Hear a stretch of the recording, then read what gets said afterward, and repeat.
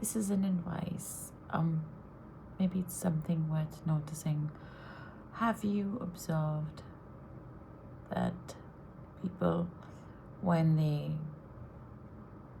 in the beginning of their relationship with you, they happen to talk about things that you want to hear, and maybe say things that sound absolutely, or that resonates with you completely. In that moment, you feel maybe you found the perfect one, and you build on that. And once you start building on that, you go with the flow. It becomes very natural. And since it becomes very natural, your brain does not process what is right, what is wrong. You're on that high, you're on that feeling of being loved or being heard or being seen. What I'm trying to say today here is that it's a great feeling to be loved. It's a great feeling to be acknowledged, to be seen, to be heard, and to be held. What I'm trying to bring on the table is, when it does not work, what do we do with it? What do we do with ourselves? And I'm not saying that relationships don't work. What I'm trying to do is, we are responsible to protect ourselves from things that we know may not work, but we hang on to them.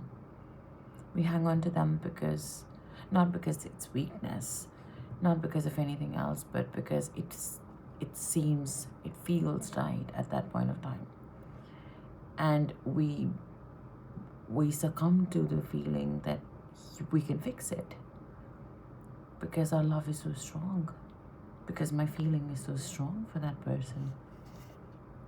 Hence, I continue to go ahead, or we continue to go ahead and nurture that relationship, even if the signs are absolutely opposite. And let's admit it, we've all done it. I've done it. I've gone ahead and ignored signs that were in my face, telling me that this is not what I'm looking for, or this does not show me anything that I want in my life.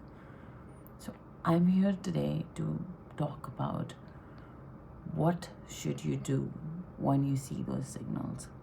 And to be able to address that, we need to understand, where are we in that relationship.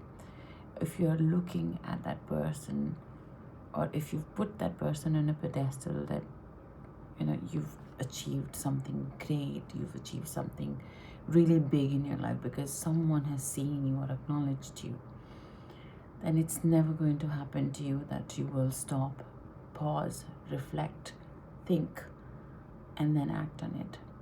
But through my experiences, I want to bring that to the table. I want all of you to think, reflect, pause, and then act. Because acting without reflection does not give you results that you're looking for. And heartbreaks aren't the best thing that can happen to us. But yes, they do bring us the clarity that we've been looking for. So before the heartbreak happens to you, before you completely submit yourself to someone that may not be the right person for you, I want you to stop and tell yourself if you're doing the right thing.